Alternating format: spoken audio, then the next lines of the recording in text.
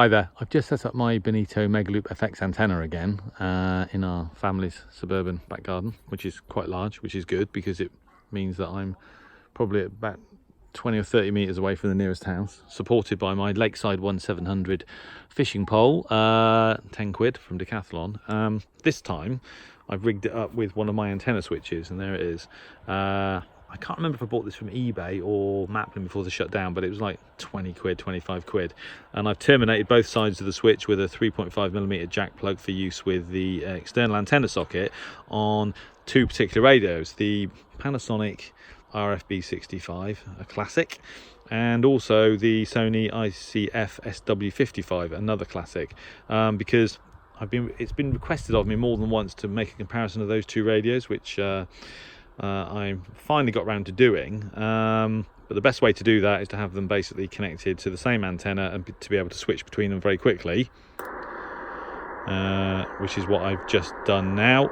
I'm testing with my Sony, so there's no signal right now, but let's see.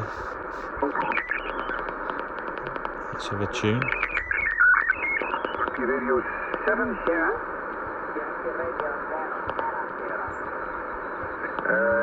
Yankee Radio 7 Sierra, very good evening. You're 590. There we go. All is good.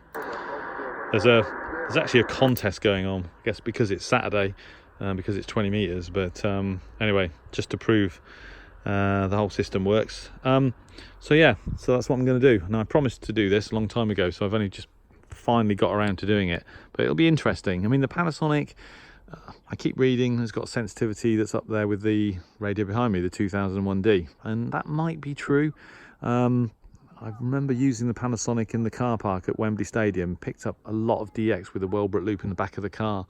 Selectivity can be an issue. It doesn't have selectable bandwidth, audio bandwidth filters, but it does have SSB, which can get you out of trouble. Is it up there in terms of sensitivity with the 2001D? Maybe it is, but the 2001D obviously is a superbly sensitive and selective radio. So you know, I don't know. That might actually be an equally interesting comparison. I think I'm talking myself into comparing the RFB65 with the ICF SW55, which is kind of the closest type of radio in terms of kind of form factor, and maybe cost, I can't remember, but also because the Panasonic is so sensitive, that also might be worth a test as well against the radio behind me. So I'll do that probably. The other thing I've been asked to do is to compare the Eaton Satellite with the Texan PL880. Now I know from my own experience with both radios, particularly the Eaton, that's a superbly sensitive and selective radio, and the PL880 is going to be very, very similar. In fact, the performance of those two radios is going to be very, very similar indeed. The audio on the Texan is going to be better for sure, but in terms of overall reception performance, there's not going to be a lot in it. And you know, I consider those two radios to probably be the best two portables available on the market right now, and they have been on the market for quite a while. And so that would probably be worth a comparison, a few reception videos just to test that theory, but I'm pretty sure they're going to be similar. So yeah, I think I've talked myself into 3 experiments, comparing the RFB65 with the ICF SW55, comparing the Panasonic also with this radio here in terms of absolute sensitivity, and yeah, the Eaton Satellite against the PL880. I mean, if any of you have got any other ideas or suggestions in terms of radios you want me to compare to, you know, I can do that as well. But yeah, the setup I've got here, I mean, this is a brilliant setup for setting up an ad hoc listening experiment or on a DX-pedition.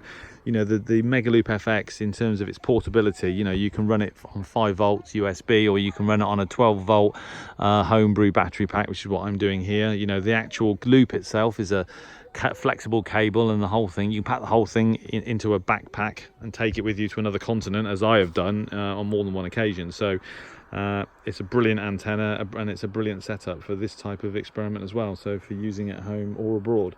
Yeah, I'm very lucky to have one, and I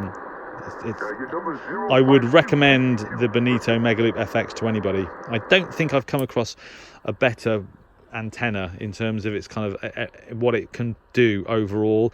The Wellbrook loop, I've got an ALA 1530, as many of you know. It might be slightly more sensitive on HF, but not so much as it matters. And obviously that isn't an antenna you can take anywhere very easily, because the loop is a rigid aluminium loop, you know, a piece of aluminium tubing. So yeah, you can't that's not an antenna that you can really take anywhere unless you put it in the back of the car. So this is the setup. It's been an absolutely beautiful day in Oxford today. It's been about 31 degrees. I've hardly got any clothes on, but I won't scare you with that. It's just been very, very hot, and a very nice day to sit down and listen to the radio. So all I've got to do now really is get the Panasonic and the Sony attached and start making some reception videos, and let's see. I did also bring, I've got the galvanic isolator, the GI1000 and the CCMC30 here. That was another comparison someone asked me to make, was the noise reduction with one or the other in circuit and then both together. I've started doing some of that, but I might have a go at that as well if there's time over the long weekend. But for now, I think the first thing to do is to compare the Panasonic with the ICFS W55. Try that first and see what happens. So there you go. I thought I'd share that with you anyway. That's the setup, and a beautiful afternoon, early evening in Oxford. What time is it? There you go. It's 18:32 local time, 17:32 UTC, and the sun is still shining, so all is good. Okay, well, I hope you enjoyed that, and thanks for watching.